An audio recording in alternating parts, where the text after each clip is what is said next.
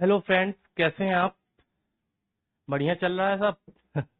UPSC की आपकी journey, I hope कि अच्छा कर ही रहे होंगे आप। अब तो प्रीलिम्स का टाइम भी चला गया है। अब फिर से मेंस की प्रिपरेशन में जुड़ जाइए। और ऐसा नहीं कि आपका जैसे इस बार प्रीलिम्स नहीं हुआ है तो आप ये कर दीजिए कि अभी से आप प्रीलिम्स की प्रिपरेशन में लग जाइए या मेंस को छोड़ के अभी से मेंस कर।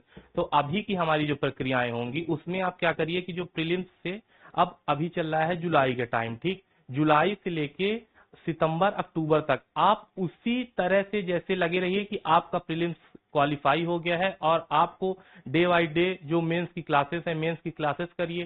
क्वेश्चन आंसर की जो प्रक्रियाएं हैं क्वेश्चन आंसर आप डेली का डेली सॉल्व करिए। और फिर जिस दिन मेंस का पेपर होगा मेंस के पेपर में आपको ये माइंडसेट बना के जाना है कि जो पेपर जैसे GS1 का पेपर आपको सुबह हो रहा है, अगले दिन आप सेम वही पेपर 3 घंटे अपने घर में बैठ के और उसको एग्जामिनेशन पैटर्न में ही, जैसे एग्जाम में आप बैठे हुए हैं एग्जाम हॉल में बैठ के, और वो सारे पेपर आपको घर में सॉल्व करना है। इसका ये मतलब नहीं कि आप इस बार मान लीजिए कि प्रीलिम्स में जैसे किसी का CSAT से रुक गया या कोई 2 नंबर 3 नंबर से रुक गया, तो ये आप मत सोचिए कि फिर से हम प्रीलिम्स, अभी प्रीलिम्स के लिए तो ठीक है, निश्चित रूप से आपको प्रीलिम्स करना ही है, ठीक प्रीलिम्स, लेकिन अभी जो प्रक्रिया है, क्योंकि सबसे ज्यादा अभी तो प्रीलिम्स तो एक आपके लिए क्या है, स्टेज है, क्वालिफिकेशन का स्टेज है, क्वालिफिकेशन का स्टेज आप पार कर जाएंगे, लेकिन जो आपकी फाइनल मेरिट बनेगी, जो फाइनल आपकी रैंकिंग होगी वो किससे होगी, मेंस से।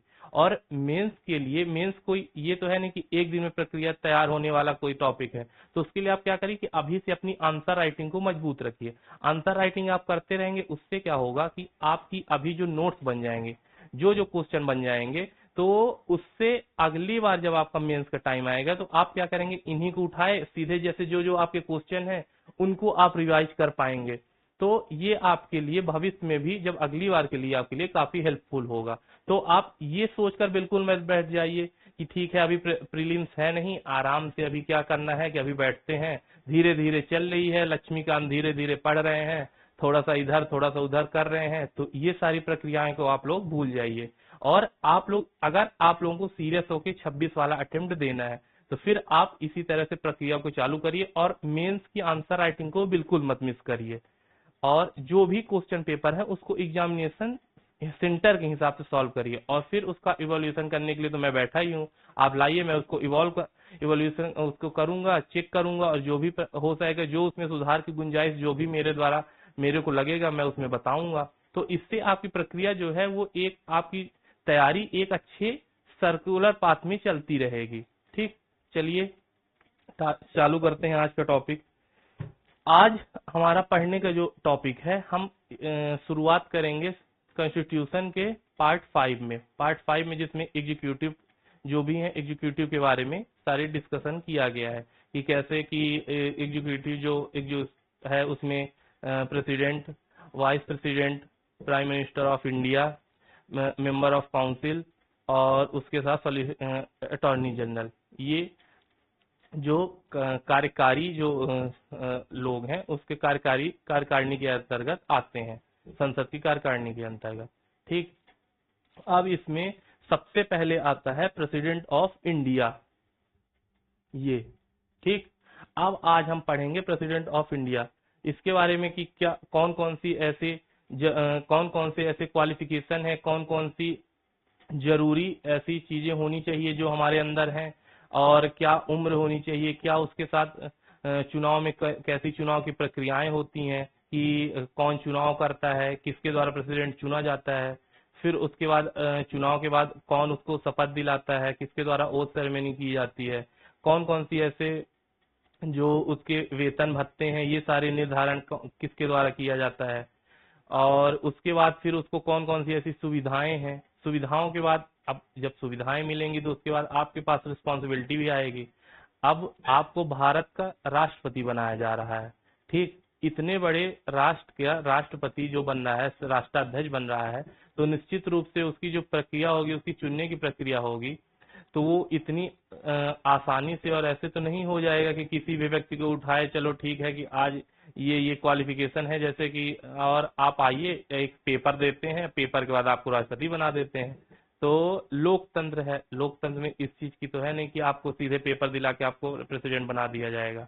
तो आज जो पूरी जर्नी होगी उसमें हम आपको यही सारी चीजें प्रेसिडेंट के बारे में कि कैसे कैसे क्वेश्चन इसमें प्रीलिम्स में बनते हैं, कौन कौन से ऐसे क्वेश्चन है जो मेन स्टेज से बनते हैं। अब आज जो हायर सेकेंडरी, अभी तक आपने कॉलेज के पेपर दे के आए होंगे, तो कॉलेज के पेपर और अभी जो स्कूलिंग के पेपर, तो उसमें क्या होता था, सीधे क्वेश्चन उठाएंगे प्रेसिडेंट के बारे में, आप बताइए प्रेसिडेंट की क्या क्या कैसे चुने जाते हैं, उसकी अर्हताएं बता दीजिए, कौन कौन से उसमें क्वालिफिकेशन होने चाहिए, कौन कौन सी ऐसी शर्तें हैं जो उसमें होनी चाहिए, ये सारे डायरेक्ट क्वेश्चन आते थे। लेकिन अभी की जो वर्तमान में यूपीएससी है, वो सीधे सीधे क्वेश्चन तो पूछ नहीं रहा है, चाहे प्रीलिम्स हो चाहे मेंस हो। अब क्या करेगा कि वो इंडिया के प्रेसिडेंट को उठाएगा और क्या करेगा, कनाडा के प्रेसिडेंट को उठा लेगा, ठीक, या ब्रिटेन के राजतंत्र से तुलना कराएगा। और इसके अलावा क्या करेगा कि यूएसए के प्रेसिडेंट, ऐसे क्या करेगा कि जो तुलनात्मक कंपैरेटिव स्टडी होती है, कंपैरेटिव स्टडी के क्वेश्चन पूछेगा, और कंपैरेटिव स्टडी के बाद क्या करेगा कि उसी से रिलेटेड क्वेश्चन करेगा, डायरेक्ट आपसे क्वेश्चन कहीं नहीं पूछा जाएगा। तो आज हम डीप में देखेंगे कि कौन कौन सी ऐसी प्रेसिडेंट के पास पावर होती है, कौन से ऐसे पावर है जो इंडिया के प्रेसिडेंट के पास है, यूएस के प्रेसिडेंट के पास नहीं है, कौन से ऐसे इलेक्शन की प्रोसेस होती है जो इंडिया में फॉलो की जाती है, यूएस में नहीं फॉलो की जाती है, बाकी दूसरे देशों से जहां से तुलना कर सकते हैं, वहां से हम तुलना करके आपको प्रेसिडेंट के बारे में प्रॉपर, जितनी भी हमारी जर्नी होगी, आज आपको ये लगेगा कि आपको हम प्रेसिडेंट बनाने की प्रक्रिया से चालू करेंगे, और लास्ट में आपका प्रेसिडेंट के पद से सारी आपको शक्तियों से होते हुए कौन कौन से उसको शक्तियां मिलती हैं, कैसे आपको हम ले जाके तीनों जो अपनी फोर्सेस होती हैं उसका अध्यक्ष बनाएंगे, अध्यक्ष बनाने के बाद फिर कौन कौन से ऐसे पावर होते हैं, और लास्ट में फिर हम आपसे आके कि कैसे प्रेसिडेंट को हटाया जा सकता है, कैसे फिर रेजिग्नेशन दिया जा सकता है, और लास्ट में हम प्रेसिडेंट के पद से आपको रिजाइन दिला के आज की क्लास हम यहीं पे समाप्त करेंगे। ठीक, तो सबसे पहले हम चालू करते हैं प्रेसिडेंट ऑफ इंडिया। तो इसके बारे में कहां बताया गया है, सबसे पहले इसका आर्टिकल 52-78, इसमें पूरी जो अपनी कार्यकारिणी होती है, उसके बारे कार्यकारी होती है, उसके बारे में 52 से 78 के आर्टिकल के बीच में बताया गया है, जिसमें प्रेसिडेंट आप देख रहे हैं, जैसे प्रेसिडेंट हो गया, वाइस प्रेसिडेंट हो गया, prime minister, council of minister, attorney general, ये सारे हो गए। अब प्रेसिडेंट का सबसे पहले आता है कि प्रेसिडेंट के लिए क्या क्या ऐसे जरूरी अर्हताएं होनी चाहिए या जो जरूरी क्वालिफिकेशन होनी चाहिए कि जो प्रेसिडेंट ऑफ इंडिया के लिए इंपॉर्टेंट है। ठीक, सबसे पहले अब जैसे हाँ, आप यूपीएससी का पेपर दे रहे हैं, यूपीएससी का फॉर्म आप फिल कर रहे हैं, तो उसके लिए भी आपसे पहले आप लोग जब सेक्शन में जाते होंगे, नोटिफिकेशन खोलते होंगे कि उसमें एज इतने से इतने तक की एज होनी चाहिए, मिनिमम एज क्वालिफिकेशन होनी चाहिए, ठीक, और ये डिग्रियां होनी चाहिए, ऐसे ऐसे कौन कौन से डिग्रियां आपने प्राप्त कर लिया, आप मिनिमम ग्रेजुएट होने चाहिए।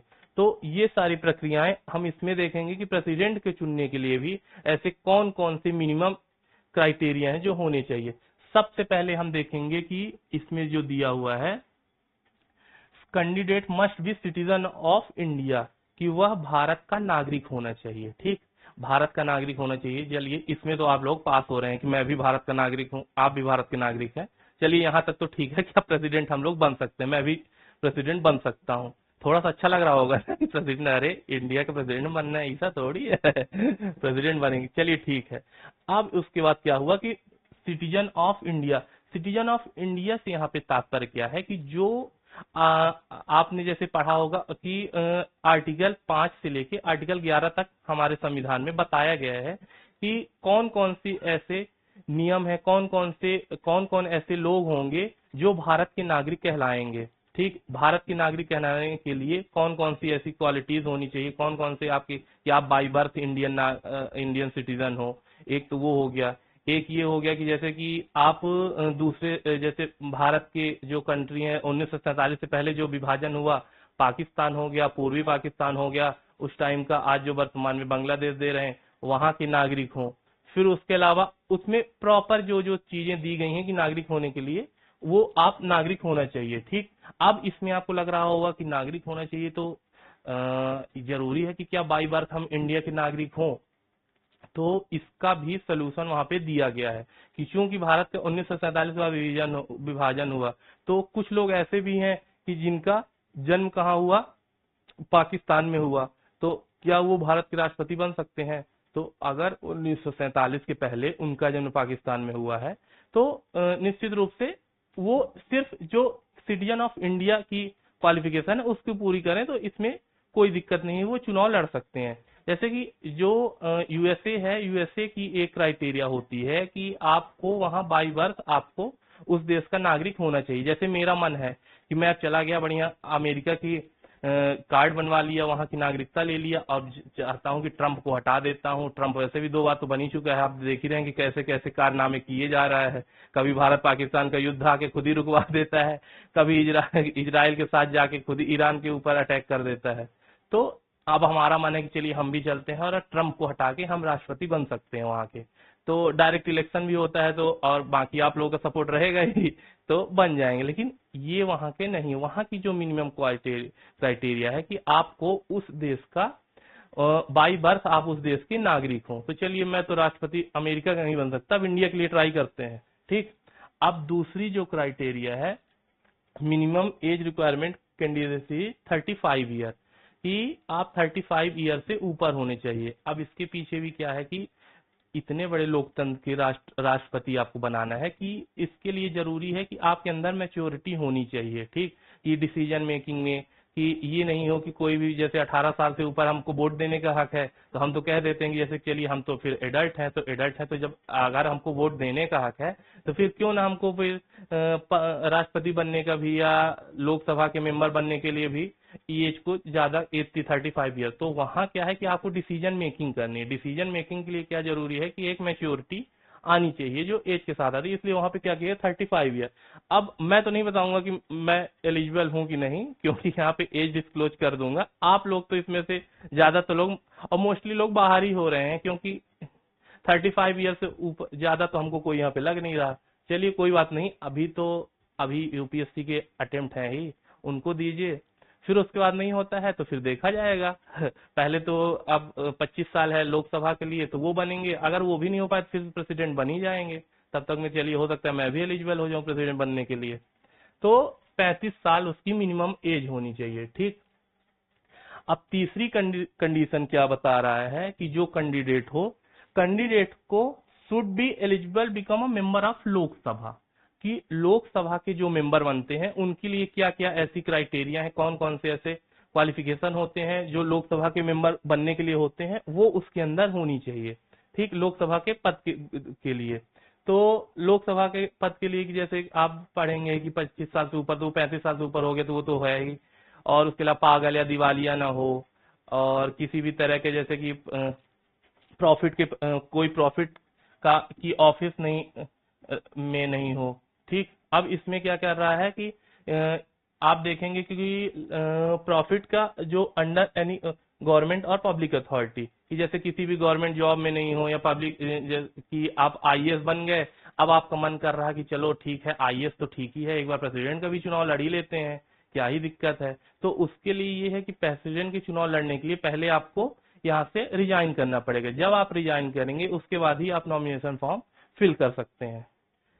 अब प्रॉफिट ये हम लोगों के लिए तो ठीक है कि जैसे गवर्नमेंट क्या कर रही है कि जो आईएएस या जो गवर्नमेंट जॉब है उनके लिए तो ये नियम बना दिया गया, लेकिन होशियार लोग हैं कि अरे हमको प्रेसिडेंट जैसे अब जो एमएलए हैं जो एमपी हैं उनको बनना हुआ, तो बोले कि अरे इसको क्या करो, प्रॉफिट की जो प्रॉफिट का ऑफिस है उससे क्या करते हैं कि अपने को और जो गवर्नर हैं और जो एमएलए हैं इनको निकाल लेते हैं, क्योंकि हम ही को तो जाके आगे बनना है, ना हमको आगे बन पाएंगे ना और कोई नॉर्मल आदमी तो बन नहीं पाएगा।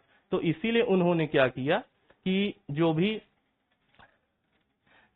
कैंडिडेट होंगे, जैसे कि जो एमएलए हैं, एमपी हैं और गवर्नर हैं और एक्टिंग वाइस प्रेसिडेंट है, उसको इस प्रॉफिट ऑफिस ऑफ प्रॉफिट के पद से उसको बाहर कर दिया गया कि वो उनको इसमें काउंट नहीं किया जाएगा, मतलब वो चुनाव लड़ सकते हैं, उनको किसी तरह का रिजाइन देने की जरूरत नहीं है। ठीक, ये हो गया चुनाव के लिए। अब इसमें हम सबसे पहले क्या देखेंगे कि चुनाव तो हो गया, अब चुनाव के लिए क्या क्या नॉमिनेशन की, अब नॉमिनेशन की प्रक्रिया क्या होती है। ठीक, तो नॉमिनेशन कौन कर सकता है, कौन नॉमिनेट हो सकता है, मैं नॉमिनेशन फॉर्म फिल कर सकता हूं कि आप कर सकते हैं, कि अब इसमें से तो हो गया कि मैं भी बाहर हो गया, आप भी अभी बाहर हो गए, लेकिन अब जानना तो है ही कि आगे के लिए क्या कैसे करना है। तो उसके लिए सबसे पहले हम देखेंगे कि जब आप फाइल करेंगे तो मिनिमम आपके पास कम से कम 50 लोग ऐसे होने चाहिए,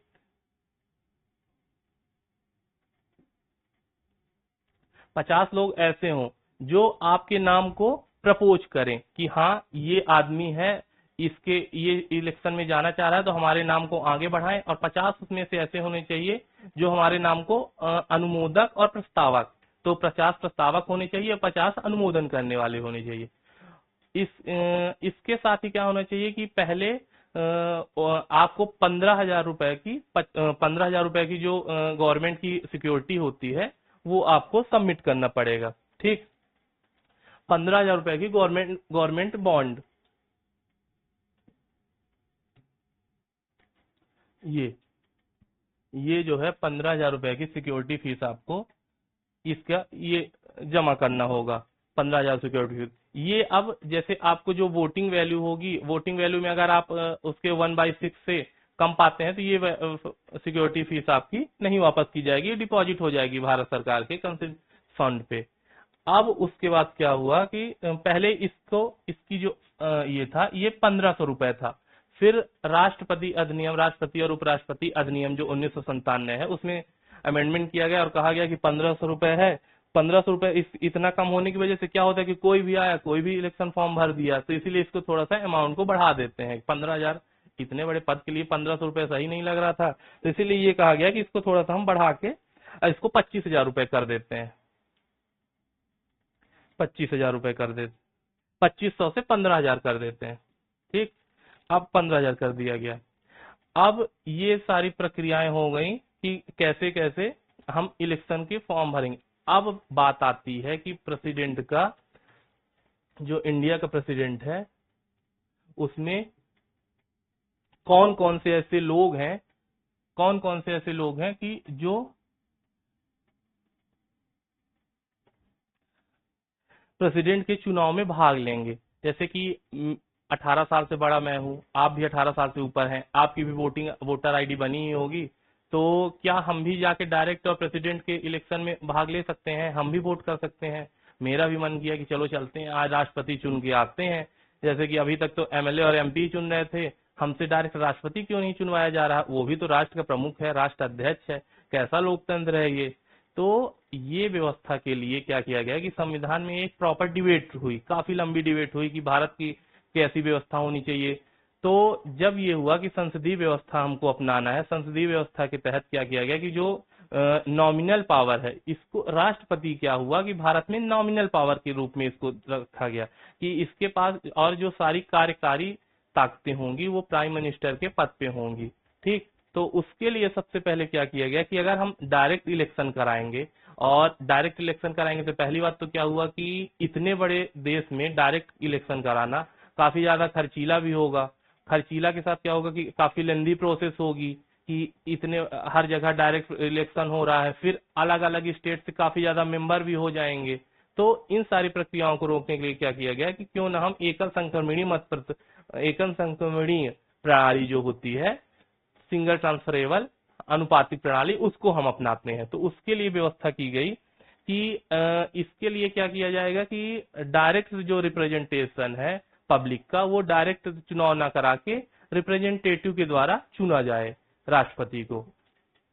अब उसके लिए क्या किया गया कि क्यों ना जो एमपी होते हैं और राज्यसभा और लोकसभा के जितने भी होते हैं मेंबर, उन्हीं से डायरेक्ट चुनाव करा लेते हैं। वो तो वैसे भी सारी जो देश की सारी पॉपुलेशन उसको रिप्रेजेंट करते ही हैं। आप लोग सुनते ही होंगे कि हम आपके रिप्रेजेंटेशन के लिए संसद हमको भेजिए और फिर हम वहां ऐसे ऐसे काम करेंगे, ऐसे ऐसे रोड बनवा देंगे, आपकी आवाज उठाएंगे।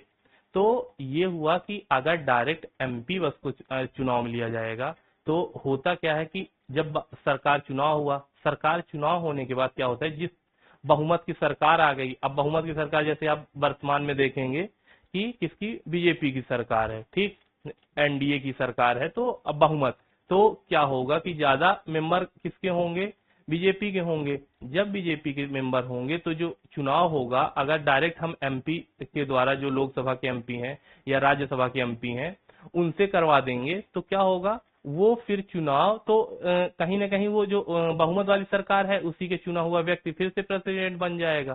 तो जो संतुलन रखा गया, शक्तियों का संतुलन रखने के लिए राष्ट्रपति और प्रधानमंत्री की व्यवस्था की गई, तो वो तो फिर से खंडन होते ही दिखेगा। यहाँ पे खंडित ही हो रहा है कि उस व्यवस्था से कैसे कि हम कर तो फिर से उसी चीज को ले रहे हैं। तो इसके लिए क्या व्यवस्था की गई कि क्या करेंगे कि पहले सिर्फ दोनों जो लोग हाउस ऑफ पार्लियामेंट है वहां के मेंबर को ले लेते हैं। अब वहां के जब मेंबर चुन लिए तो हाउस ऑफ पार्लियामेंट में, अब लोकसभा हो गया, राज्यसभा, राज्यसभा में क्या होता है कि सिर्फ इलेक्टेड मेंबर तो होते नहीं है, वहां क्या होता है कि जैसे 12 सदस्य ऐसे होते हैं जिनको राष्ट्रपति अपने उससे स्वविवेक से उनको नमोनित कर सकता है, जो कला के क्षेत्र से, लिटरेचर से हो और सोशल वर्क से हो। तो इससे 12 मेंबर, तो उनको वो क्या होंगे कि वो इसमें वोटिंग करने के लिए एलिजिबल नहीं होंगे। इसमें साफ साफ लिखा गया है कि elected member of both parliament, कि जो ऐसे सदस्य जिनका जो चुनाव होके आए हैं, जो चुनाव के द्वारा आए हैं, वही प्रेसिडेंट के चुनाव में भाग लेने के लिए और वोट डालने के लिए एलिजिबल होंगे। अब उसके बाद दूसरा जो आता है कि जब इनके द्वारा, तो फिर ये हुआ कि जो राज्य है, राज्यों को तो सही तरीके से रिप्रेजेंटेशन हो नहीं रहा है, तो राज्यों के रिप्रेजेंटेशन के लिए क्या किया गया कि जितने भी लेजिस्लेशन है, जितने भी लेजिस्लेटिव असेंबली है, वहां के जो विधायक हैं, एमएलए हैं, आपके जैसे स्टेट के एमएलए हो गए, हमारे स्टेट के एमएलए हो गए, तो उनको भी राष्ट्रपति पद को चुनने के लिए व्यवस्था की गई है। तो इसमें क्या होगा, इसमें भी इलेक्टेड मेंबर, ऐसे मेंबर होंगे कि जिनका चुनाव हुआ है, जो चुनाव के द्वारा आए हुए हैं। ठीक, इसके अंतर्गत थर्ड में क्या है, elected member of legislative assembly union territory Delhi और पुडुचेरी। ठीक, दिल्ली और पुडुचेरी, यहाँ भी क्या है कि विधानसभाएं हैं, तो यहाँ के भी जो मेंबर है, जो इलेक्टेड मेंबर है, उनको भी वोट डालने का हक इसमें है, और राष्ट्रपति पद चुनने के लिए, राष्ट्रपति चुनने के लिए वो भी वोटिंग करेंगे। अब इसके पहले क्या था कि जैसे कि लोकसभा में भी दो पोस्ट ऐसी होती थी कि एंग्लो इंडियन, ऐसे एंग्लो इंडियन का ये कहा जाता था कि सही रिप्रेजेंटेशन नहीं हो रहा, उनकी संख्या नहीं, तो उसके लिए संविधान में व्यवस्था की गई थी कि 2 पद ऐसे होंगे जिनका नॉमिनेशन किन्हीं भी 2 एंग्लो इंडियनों को राष्ट्रपति नॉमिनेट करेंगे। तो ये जो नॉमिनेटेड व्यक्ति थे, इनको शामिल नहीं किया जाता था राष्ट्रपति के चुनाव में। अब इसको तो एक तो ये जो देखिए 104 अमेंडमेंट, 104 अमेंडमेंट के द्वारा ये पद को ही हटा दिया गया, ये जो 2 लोगों को, इनको हटा दिया गया, इनका रिप्रेजेंटेशन एंग्लो इंडियन को। ये कहा गया कि अब उतना ज्यादा रिप्रेजेंटेशन के इनके वो एंग्लो इंडियन कम्युनिटी है नहीं जिनको पार्लियामेंट में, तो इसीलिए इसको हटा दिया गया। ठीक, तो ये तो अब उसके बाद देखेंगे कि क्या जो जैसे कोई अभी राष्ट्रपति का चुनाव होने वाला है, ठीक, अब उसके बाद क्या होता है कि उसी के 1 महीने 2 महीने पहले कोई भी विधानसभा है और वो भंग हो गई, तो उसमें जो लोग हैं वो कहते हैं कि हमको भी प्रेसिडेंट के चुनाव, हम भी तो पहले एमएलए थे। तो नहीं, जो अगर उसके चुनाव के टाइम में कोई भी ऐसी असेंबली है जो डिस्क्वालीफाई है, ठीक, तो उनको हक नहीं होगा वोट डालने के लिए, वो इसमें वोटिंग में काउंट नहीं होंगे।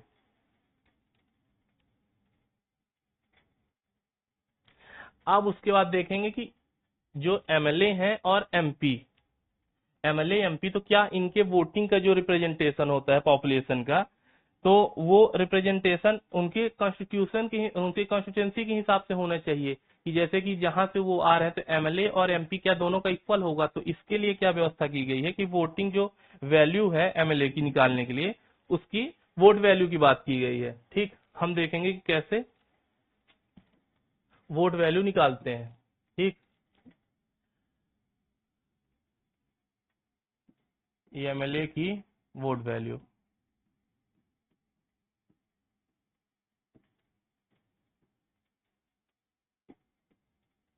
अब इसके लिए सबसे पहले क्या करेंगे कि आप देखेंगे कि आपके यहाँ टोटल कितनी, आपके स्टेट में कितनी पॉपुलेशन है, क्योंकि रिप्रेजेंटेशन निकालना है। रिप्रेजेंटेशन के लिए कि जैसे कि जितने लोग हैं और उसमें से जितने लोग सेलेक्ट होके जा रहे हैं, तो उसी के हिसाब से उनकी वोटिंग वैल्यू आएगी।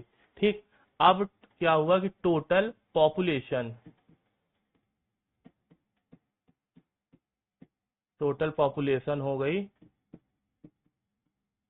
ठीक, जिस भी स्टेट की है वहां की टोटल पॉपुलेशन को हम ऊपर लिखेंगे। अब उसमें से उस असेंबली में कितने मेंबर हैं उनकी संख्या के, कितने एमएलए हैं, एमएलए का नंबर।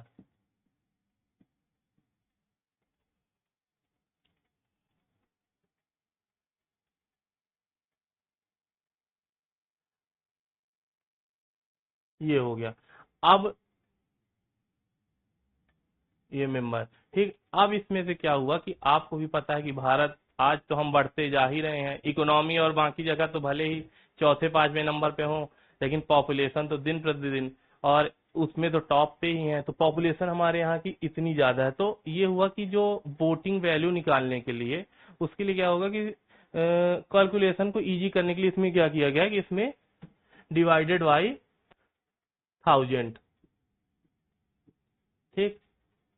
अब ये क्या हो गई कि हमारे एक एमएलए की वोट वैल्यू हमको यहाँ से मिल जाएगी, ठीक, एक स्टेट की। जैसे कि आप मान लीजिए कि मैं इमेजिन करता हूँ कि जैसे कि यूपी की एक एमएलए की वोट वैल्यू कितनी हो गई, ये एक वोट वैल्यू आ गई। अब इसमें हम क्या करेंगे कि टोटल जितने वो वहां के एमएलए होंगे उनकी वोट वैल्यू को ऐड कर देंगे कि इतने जैसे कि 430 मेंबर है तो 430 और उनकी जो भी ये वोट वैल्यू यहाँ से आएगी पॉपुलेशन निकल के कि इतनी वोट वैल्यू हो गई।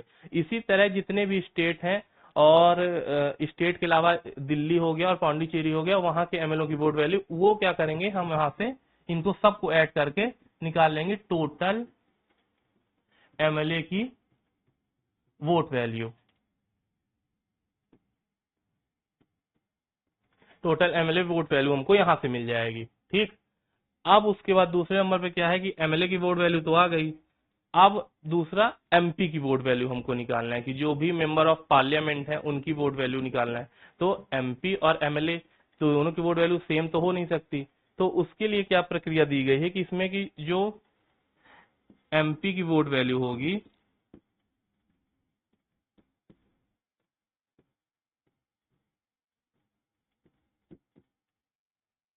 टोटल एमएलए की वोट वैल्यू ऊपर से, जैसे कि टोटल जो एमएलए जितनी वोट वैल्यू उनकी एमएलए की आ गई उसमें क्या करेंगे जितने भी मेंबर हैं,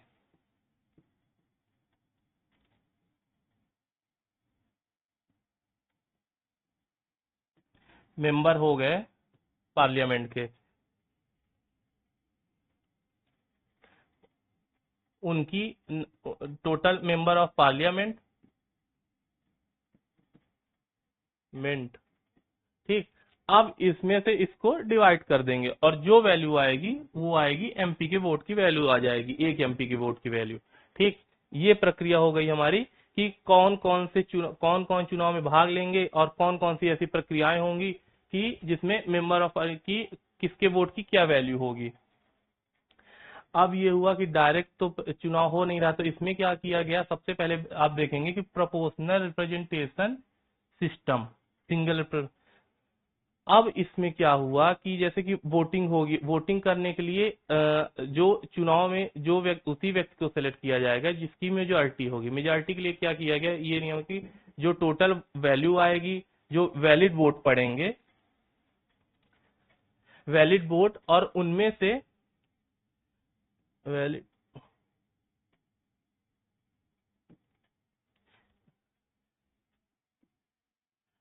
ये हो गया वैलिड वोट, ठीक। अब आपको क्या करना है कि हो कितने के लिए रहा है, राष्ट्रपति के पद कितना है, सिंगल, मतलब एक व्यक्ति। एक व्यक्ति के लिए तो हम यहाँ पे क्या करेंगे कि 1 प्लस ये हो गया कि कितने व्यक्ति के लिए कितने पद के लिए चुनना है, ठीक। तो ये एक हो गया और इसमें क्या करेंगे +1 कर देंगे, ठीक। अब ये टोटल डिवाइड हो गया, अब इसको डिवाइड कर देंगे, डिवाइड कर दे तो ये क्या आ गया 50% के अप्रॉक्स, ठीक। ये हो गया 2। अब इसमें क्या करना है, हमको क्या निकालना है, मेजोरिटी। मेजोरिटी मतलब कि 50% आधे से अधिक, तो उसके लिए क्या करेंगे हम इसमें कर देंगे +1। ये आ जाएगी कि जो हमको इस चुनाव के द्वारा कि मतलब कि इतने मत अगर जिसको प्राप्त हो जाएंगे तो वो राष्ट्रपति के पद में सुशोभित करेगा।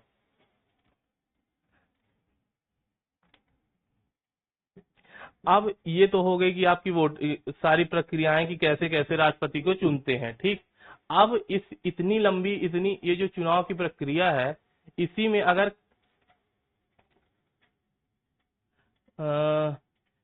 चुनाव की प्रक्रिया है, इसके तहत क्या हुआ कि किसी भी तरह का अगर विवाद हो गया कि राष्ट्रपति है, राष्ट्रपति के विवाद हो गया, तो उसके लिए चुनाव आयोग तो इसको आएगा नहीं। तो इसमें जो भी विवाद होंगे और जो भी उनका निर्णय होगा, उसका निर्धारण कौन करेगा? Supreme court.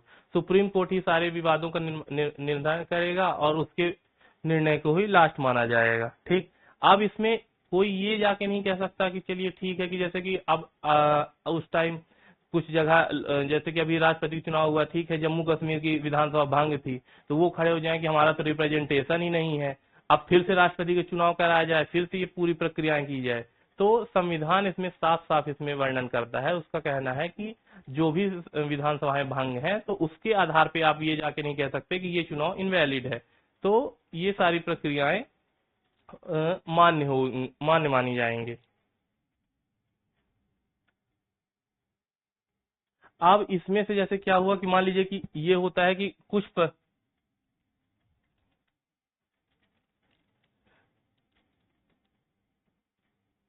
कि ये हुआ कि जैसे अब इलेक्शन हो रहा, इलेक्शन में किसी भी तरह का फॉल्ट पाया गया और सुप्रीम कोर्ट क्या करता है कि राष्ट्रपति को कि राष्ट्रपति के पद से हटा दिया जाता है। तो राष्ट्रपति के पद से हटा दिया, तो आप क्या मानते हैं कि जैसे उसके द्वारा जो भी कार्य किए गए और जो भी पुराने कार्य किए गए, तो उनको फिर से हटा दिया जाएगा या उनकी पूरी रिव्यू किया जाएगा? तो ऐसा व्यवस्था नहीं की गई। ये कहा गया है कि राष्ट्रपति जब तक उस पद पे हैं और उनके द्वारा जो किए गए कार्य हैं, वो सारे उसी प्रकार से यथावत माने जाएंगे और वो आगे भी चलते रहेंगे।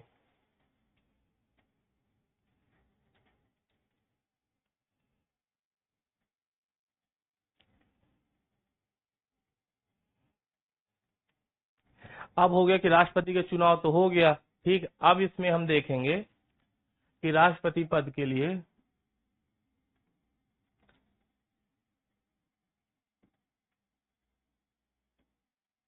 प्रेसिडेंट पद के लिए कि प्रेसिडेंट तो इस प्रेसिडेंट पद के लिए कि कौन ऐसा व्यक्ति है किसके द्वारा प्रेसिडेंट, बाकी तो जैसे प्रधानमंत्री हो गए, प्रधानमंत्री हो गए, मंत्री हो गए, ये सारी काउंसलिंग हो गई, उस काउंसिल हो गए, उनके लिए क्या होता है कि जब शपथ ली जाती है कि मैं भारत देश के लिए गुप्त तरह के से सारे कामों को करूंगा, और जो भी एक्स्ट्रा एक्स्ट्रा एक्सेट्रा आप लोग भी लिए होंगे जब कॉलेज वॉलेज में बने होंगे, तो वो सारी शपथ की प्रक्रियाएं होती है। शपथ की प्रक्रिया, प्रेसिडेंट को शपथ कौन दिलाता है? ठीक, प्रेसिडेंट को शपथ दिलाने के लिए जो सुप्रीम कोर्ट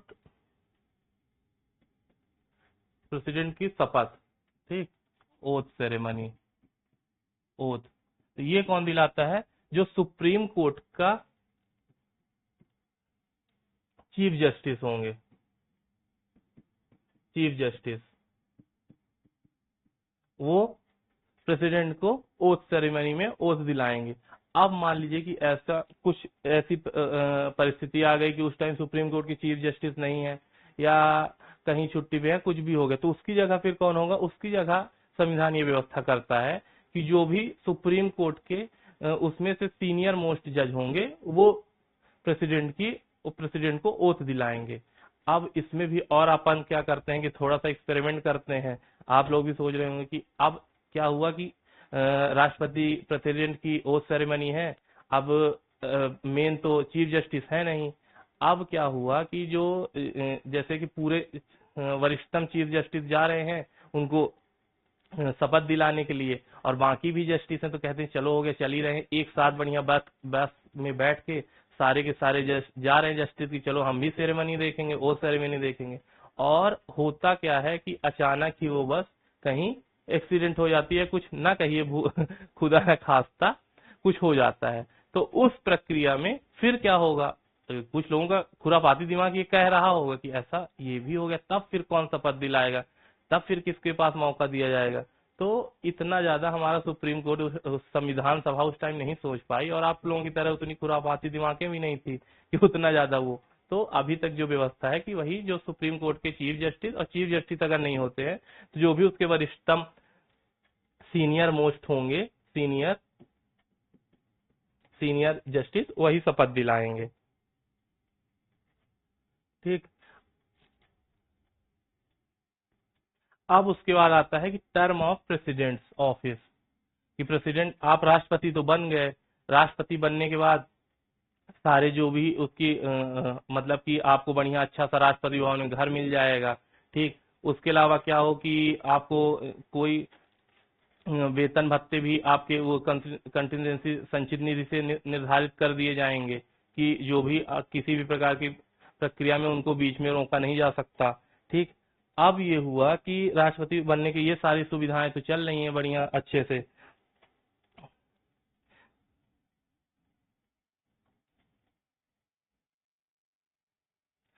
अब क्या देखेंगे कि टर्म ऑफ प्रेसिडेंट की मतलब कि जैसे चुनने के बाद ऐसी कौन कौन सी प्रक्रियाएं हैं कि उसका कितने लंबे तक कौन सी पदावधि होती है, कितना टेन्योर होता है, कौन से ऐसे प्रोसेस है जिसके द्वारा कि राष्ट्रपति चाहे तो राष्ट्रपति को हटाया जा सकता है, क्या ऐसी प्रक्रिया है, क्या राष्ट्रपति, भारत का राष्ट्रपति ऐसा है कि एक बार चुनाव होने के बाद उसको कोई हटाने की प्रक्रिया ही नहीं है। मान लो जैसे कि वो निरंकुश हो गया, तो शक्तियों के संतुलन बनाने के लिए संविधान सभा ने क्या व्यवस्था दी है कि कोई भी पद ऐसा नहीं होगा कि जिसको निरंकुशता या जो तानाशाही ला सके। तो इसमें भी प्रेसिडेंट के लिए सबसे पहले तो क्या दिया गया है कि प्रेसिडेंट सर्व 5 ईयर, मतलब कि वो 5 साल तक अपना टर्म पूरा करेगा। ठीक। 5 साल तक पूरा कर लिया, अब अगर उस टाइम तक इलेक्शन नहीं होता तो क्या इलेक्शन के जैसे ही 5 साल पूरा हुआ, 5 साल के जैसे अभी क्या होता है कि हम लोग जॉब करते हैं। ठीक। जॉब जो करते हैं गवर्नमेंट जॉब, तो जैसे मान लीजिए आपकी 60 साल एज पूरी हो गई थी, जैसे जिस दिन आपकी 60 साल एज पूरी हुई तो उस सेंस में ये मैटर नहीं करता कि आपके पद पे आपके काम को करने के लिए कोई दूसरा व्यक्ति आया हुआ है या नहीं आया हुआ है, तो भी में आपको क्या किया जाएगा, आप उसी दिन से जैसे कि 31 जुलाई, ठीक, 31 जुलाई को आप रिटायर माने जाएंगे। आप रिटायर हो गए, इस चीज से नहीं है कि आपकी जगह कोई काम कर रहा है या नहीं, लेकिन राष्ट्रपति चूंकि भारत के राष्ट्राध्यक्ष है, वो भारत को रिप्रेजेंट करता है, तो ये व्यवस्था की गई है कि भारत का जो राष्ट्रपति होगा वो कभी भी पद वो खाली नहीं माना जाएगा। तो इसमें जो 5 साल के साथ ये लिखा गया है टर्म ऑफ द डेज कि जिस दिन से वो पद जारी करता है उसके 5 साल तक, तो उसके पहले तक चुनाव की सारी प्रक्रियाएं करा ली जाएंगी। और मान लीजिए कि जैसे किसी वजह से कि चुनाव नहीं हो पा रहा है या युद्ध की स्थिति या किसी भी प्रकार की इमरजेंसी में, तो तब तक वो राष्ट्रपति अपने पद पर बना रहेगा जब तक कि दूसरा राष्ट्रपति उस पद को धारण नहीं कर लेता है। ठीक। अब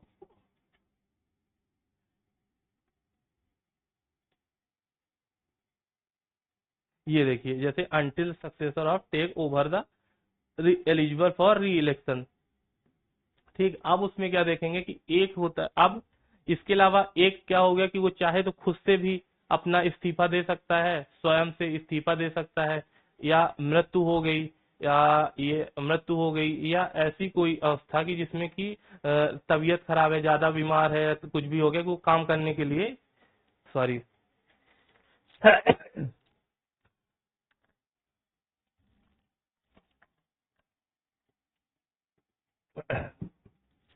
उस समय क्या होगा कि जो वाइस प्रेसिडेंट होगा,